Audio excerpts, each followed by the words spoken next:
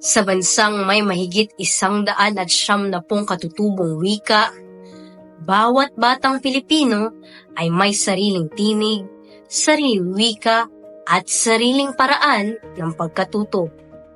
Sa pag-akyat nila sa matatarik na bundok, pagtawid sa mga ilog, o sa paglalakad sa masisikip na lansangan ng lungsod, dala-dala ng bawat bata ang kanya-kanyang kultura. At sa puso ng kulturang ito, ang kanilang wika. Isa itong wikang hindi lang ginagamit sa tahanan, kundi sa paglalaro, pakikipagkaibigan, at sa pag-unawa sa mundo. Kaya't sa bawat silid-aralan, dala ng bata hindi lang lapis at papel, kundi ang sariling paraan ng pagkatuto na nakaugat sa sariling wika. Ngunit sa loob ng silid-aralan, isang tanong ang matagal nang gumugulo. Saan ang wika nga ba dapat matuto ang isang bata, lalo na sa modernong panahon at paraan ng pagkatuto? Dapat ba itong maging Filipino? 24 na milyong Pilipino ang hindi nakakatuntun sa paaralan. Ingles, Today is a special day for Mario. After lunch, o ang wika na unang natutunan ng bata. Sa likod ng bawat pagtaas ng kamay, bawat pagdududa, at bawat iting puno ng pag-unawa, nariyan ang tanong ng pagkakakilanlan, oportunidad, at pagkakapantay-pantay. Kaya naman, noong 2012, isinulong ang MTB-MLE o ang Mother Tongue-Based Multilingual Education. Isang reforma sa edukasyon na layuning gamitin ang unang wika ng bata bilang daan tungo sa mas malalim at mas makabuluhang pagkatuto. Layunin itong alisin ang hadlang na dulot ng wika upang bigyang daan ang mas inklusibong edukasyon, lalo na sa mga batang nasa laylayan. Pero ngayon, may panukalang tuluyan ng alisin ang programang ito. Para sa ilan, ito isang sagabal lamang sa pagkatuto ng Ingles at Filipino. Para naman sa iba, ito ang tulay tungo sa mas epektibo at inklusibong edukasyon. Sa pagitan ng dalawang pananaw, naroon ang mga batang higit na mas maapektuhan.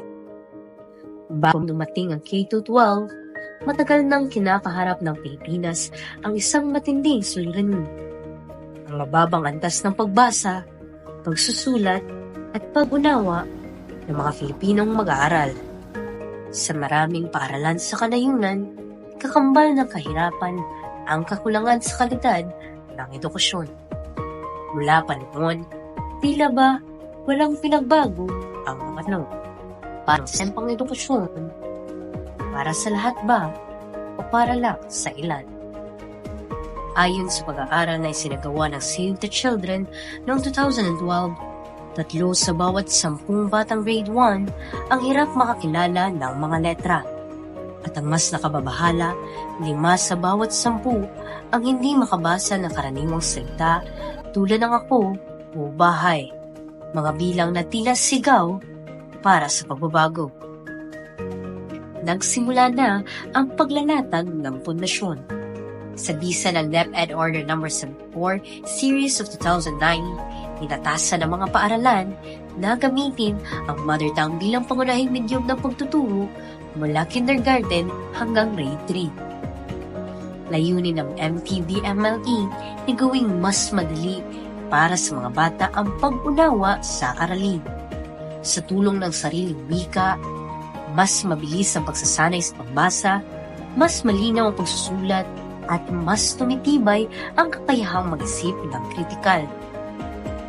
Sa klaw ng programa ang 19 na pangunahing katutubong wika. Mula Cebuano, Jai Hardin ni Perlita Piquinto. Ilocano, Sabsabong ket makita na dumaduma iti marisda. Waray, hanggang iligay nun. Isa itong pagyakap sa multilingual na realidad ng bansa at isang pagsisikap na gawing makatao at makatarungan ang edukasyon para sa lahat. Ngunit sa kabila ng hangaring ito, Maraming tanong ang sumulpot. Epektibo ba ito sa lahat ng konteksto? May sapat bang suporta? At sa panahon ngayon, dapat pa ba itong ipagpatuloy?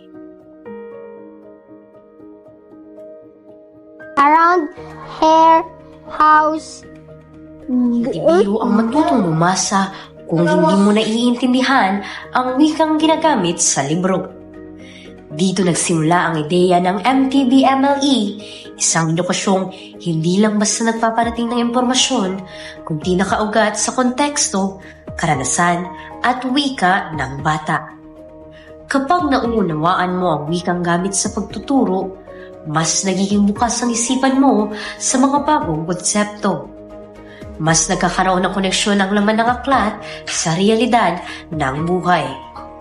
Ayon sa National Training Laboratories, mas mataas ang learning retention o antas ng pagkatuto kapag nauunawaan ng mag-aaral ang wika ng pagtuturo.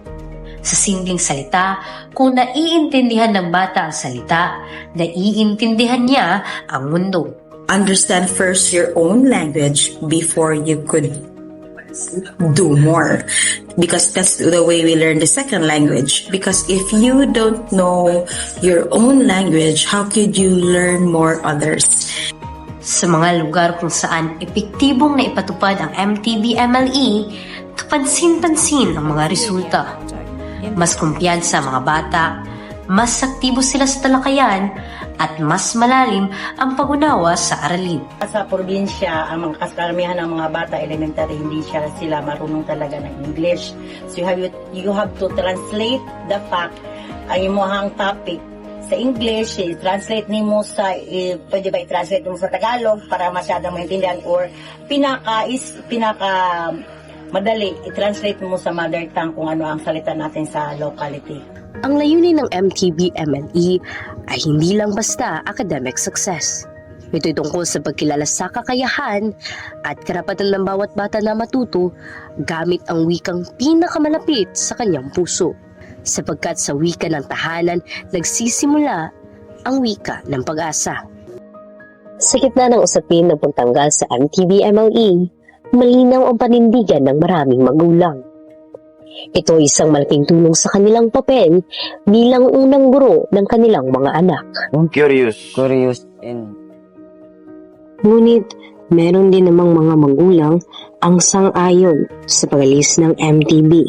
Mungkahin nila, mas na-impluwensya na ang mga kabataan sa teknolohiya, kaya naman mas sanay na sa lingwaheng Ingles kumpara sa native language ng bata. Hindi na siya makatabang kay ang kuwan karon sa ato ang technology karon. We have our internet na. So sa kana nga base early at age, gagamit na sila og mga cellphone. So better nga mag-grow up sila nga straight to the point na ilahang language, sa ilahang mindset. So manang if ako ang pangutan-on, so dili na gid siya implement ang kanang mother tongue. Kung pakikinggan ng mga estudyante, para sa kanila, ang pag-aaral gamit ang wikang ginagamit nila sa tahanan ay mas madaling unawain. Dili ko gusto kung wala ng MTB kay mas makasabot ko kung magbinisaya ko. Ngunit hindi lahat ay sang-ayon. Para sa ilang guro, mas mahalagang matutukan ang pagtuturo sa Ingles. There are so many strategies. The first one is total physical response. For example, when we teach a new vocabulary, anxious. So I don't translate in Bisaya. What I do TPR. So first I show them a picture of an anxious girl and then act it out. Anxious. And then that's it. I don't translate because that would defeat the purpose. And they won't, they will just try on relying on the translation instead of building vocabulary based on their cognitive strategy or skill. And I myself, I do believe that when you go to the market you don't speak Bisaya, like you would say, papalita ko ubuga si kaupat. Or, akong kwarta, 5 kagatos. At dito pumapasok ang agam-agam tungkol sa pagpapatuloy ng MTB-MLE. Para sa mga guro, ang tanong ay hindi lang kung anong wika nga ba ang mas maganda, kundi kung ano ang mas nakapaghahanda sa mga bata sa hinaharap. Samantala, ang mga eksperto ay mas maingat sa kanilang panig. Hindi sila lubusang sumang-ayon o tumututol. Bagkus ay nanawagan ng alternatibo. Di ba na namatay curriculum? There's already a curriculum for MLB, MTB. So, review the content, review the lesson plan, review the assessment. We say assessment, how they test if students know how to communicate, how to read, how to speak. So the 4 macro skills, reading, writing, speaking, and listening. So those 4. So review, because it's already there. It has been implemented. So review the content along with the feedback of the teachers, of the parents, and the students. Kini man sila tulang very much engaged in learning. Kung pag-abot sa homework, diba, kinsa may ang nasa balay, like us parents. Para sa kanila, hindi simpleng oo o hindi ang kasagutan. Ang hamon ay kung papaano mapanatili ang layunin ng MTB-MLE habang inaangkop ito sa bagong panahon. Sa paglipas ng panahon, nagbago rin ang paraan ng pagkatuto ng mga bata. Sa halip ng mga kwento sa sariling wika o sa mga libro, mas madalas na nating nakikita ang mga batang natututo mula sa mga palabas sa kanilang mga cellphone. Habang sinisikap ng programang MTB-MLE na gamitin ang unang wika ng bata bilang pundasyon ng pagkatuto, isang pagbabago ang unti-unting lumilitaw.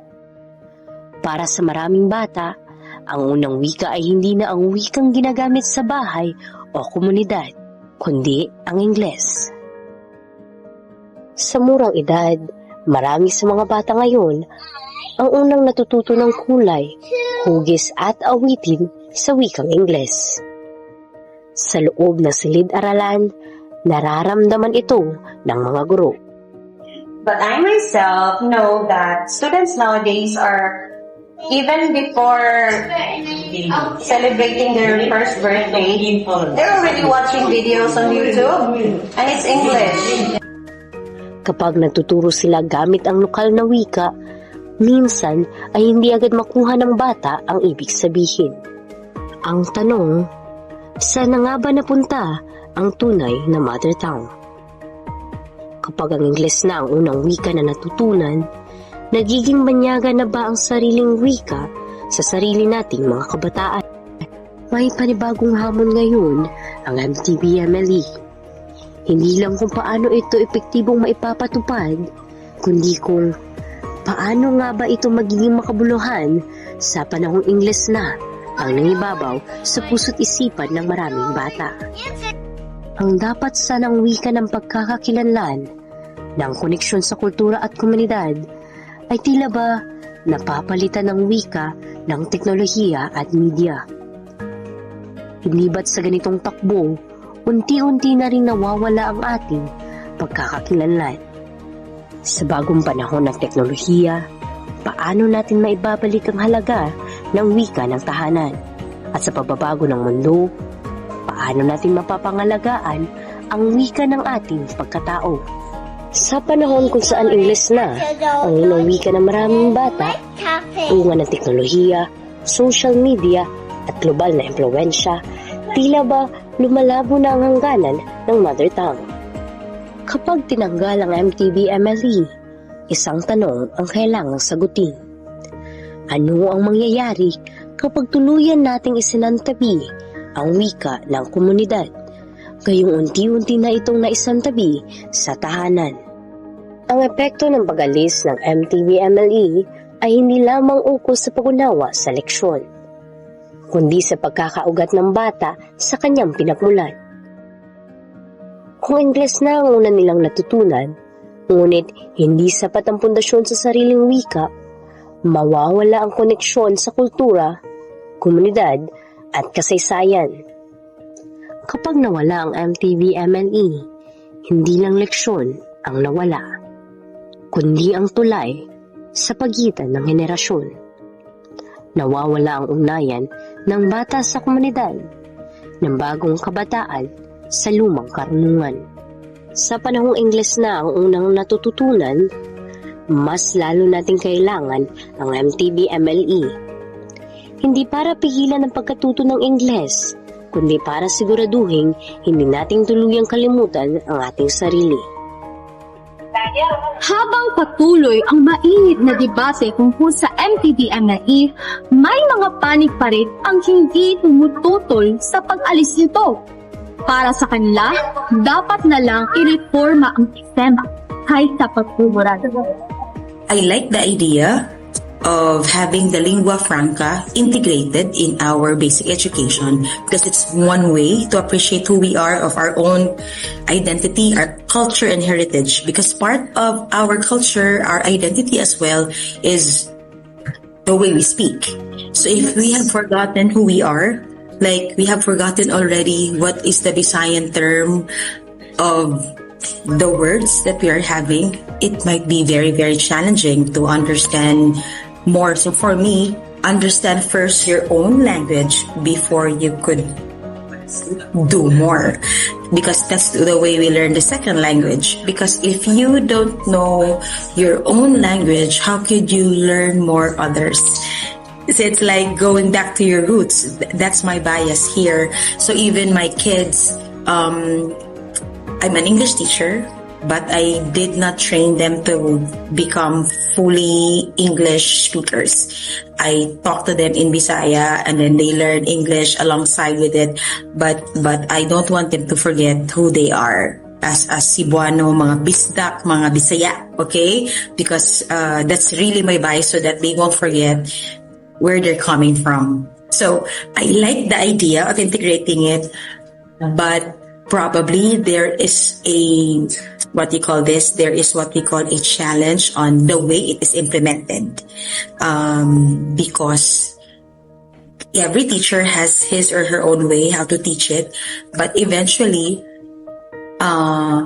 remember, these teachers were not trained how to teach their own native tongue, right? And there's also an issue on different areas. Every region has its own way how to teach the language. But again, going back to the implementation, they were not actually trained how to teach the lingua franca. That's actually where the challenge is coming from.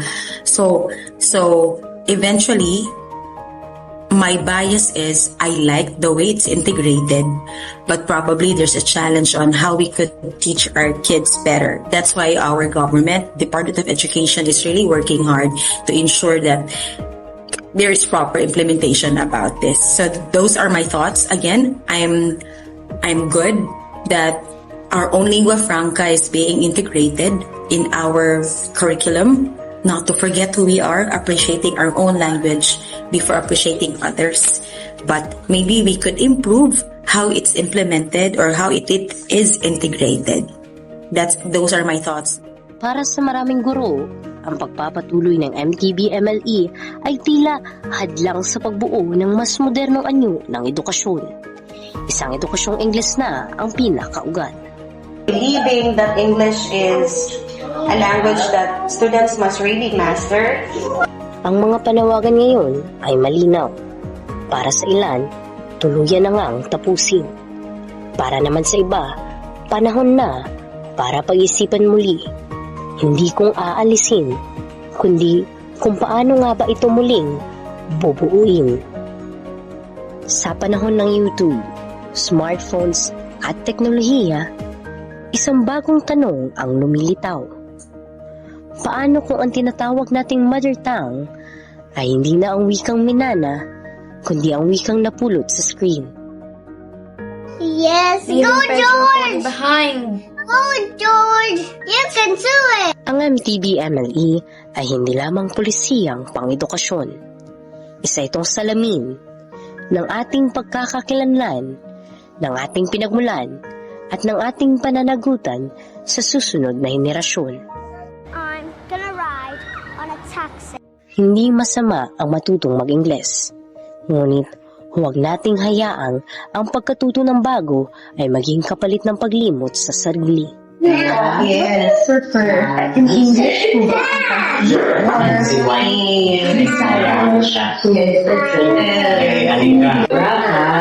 Speaking in English or speaking in Bisaya?